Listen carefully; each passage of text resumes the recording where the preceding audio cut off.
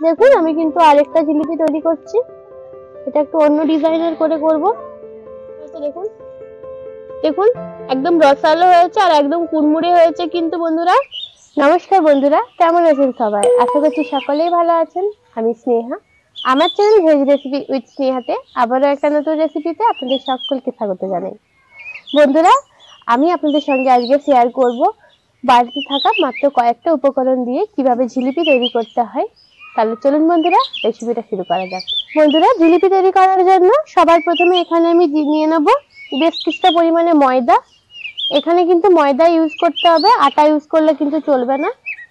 দেখুন এখানে আমি বেশ কিছুটা পরিমাণে নিয়ে নিয়েছি ময়দা। এখানে কিন্তু ওই আপনার 200 থেকে 250 গ্রামের মতো হবে। এরপর এখানে আমি দিয়ে দেবো বেশ কিছুটা পরিমাণে টক দই। এটা কিন্তু অপশনাল, আপনারা চাইলে নাও দিতে পারেন। এরপর এটা খুব ভালো করে মিশিয়ে নেব। এরপর অল্প অল্প জল দিয়ে একটা একটা ব্যাটার রেডি করে নেব। দেখুন দেখুন বন্ধুরা, এরকম এরকম ঘনত্বের কিন্তু রাখতে হবে। আশা করি আপনারা দেখে বুঝতে পারছেন। এটা কিন্তু খুব ভালো করে দেখুন আমি গুলিয়ে নিয়েছি।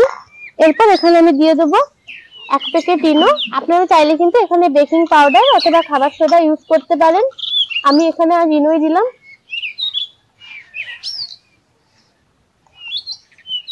এরপর এটা মেখে আমি কিছুক্ষণের জন্য রেস্টে রেখে দেবো। বন্ধুরা, আমি সবার প্রথমে তৈরি করে নেব জিলাপির জন্য রস। এই জন্য দেখুন এখানে আমি দিয়ে দিচ্ছি 1 বাটি পরিমাণে চিনি। এই বাটির 1 বাটি পরিমাণে দিয়ে দিলাম জল।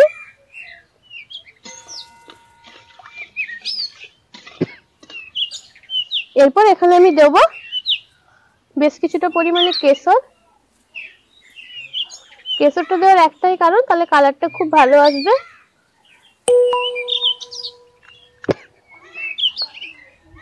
দেখুন এরপর এই চিনিটার সঙ্গে জলটা একটু ভালো করে মেল্ট হয়ে যাক।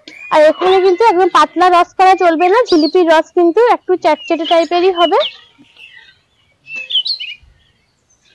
দেখুন বন্ধুরা, রসটা কিন্তু আমার একদম তৈরি হয়ে গেছে। দেখুন আপনারা দেখেই বুঝতে পারছেন রসটা কিন্তু খুব চ্যাটচ্যাটে হয়েছে।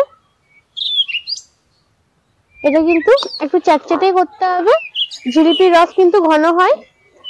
এরপর আমি রসটা নামিয়ে নেব। আর দেখুন কালারটা কত সুন্দর চেঞ্জ হয়ে গেছে, এর কারণ আমি কেশরটা দিয়েছিলাম ওই জন্য।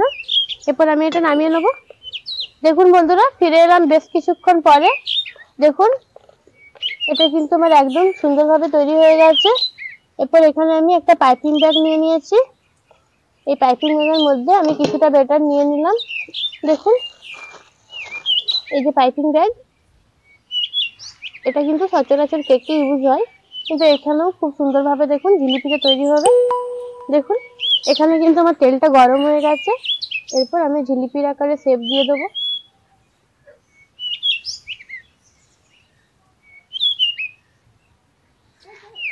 এরপর এটাকে আমি ব্রাউন কালার করে ভেজে নেব। আপনারা চাইলে যে কোনো আপনারা নিজেদের ইচ্ছে মতো ডিজাইন করতে পারেন। দেখুন জিলিপিটা কি সুন্দর ভেসে উঠেছে। এটা আমি একদম ব্রাউন কালার করে ভেজে নেব। দেখুন বন্ধুরা, এই দুটো জিলিপি কিন্তু আমার ব্রাউন কালার করে ভেজে নেওয়া হয়ে গেছে। এরপর এগুলো আমি কিন্তু ডাইরেক্ট দিয়ে দেবো আগে থেকে তৈরি করে রাখা রসে। আর এই রসটাতে কিন্তু বেশিক্ষণ রাখা চলবে না, মিনিট 2-1-এর মধ্যেই কিন্তু তুলে নিতে হবে। দেখুন আমি কিন্তু আরেকটা জিলিপি তৈরি করছি। এটা একটু অন্য ডিজাইনের করে করব। এগুলোও কিন্তু একইভাবে আমি ব্রাউন কালার করে ভেজে নেব। দেখুন বন্ধুরা, আমার এইগুলো কিন্তু খুব ব্রাউন করে ভেজে নেওয়া হয়ে গেছে। একইভাবে এইগুলো কিন্তু আমি আগে থেকে তৈরি করে রাখা রসটাতে ফেলে দেবো। কিন্তু জিলিপি বেশিক্ষণ রসে দেওয়া যাবে না, এতে কিন্তু জিলিপিটা গরম হয়ে যাবে। দেখুন আমি এইভাবে কিন্তু প্রত্যেক কটা জিলিপি ভেজে নেব।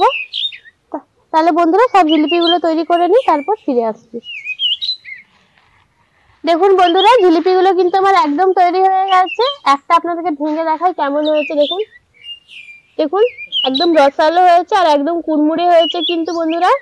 তো আজকে কিন্তু আপনাদেরকে প্রতিদিনের মতনই বাবু খেয়ে জানাবে কেমন হয়েছে।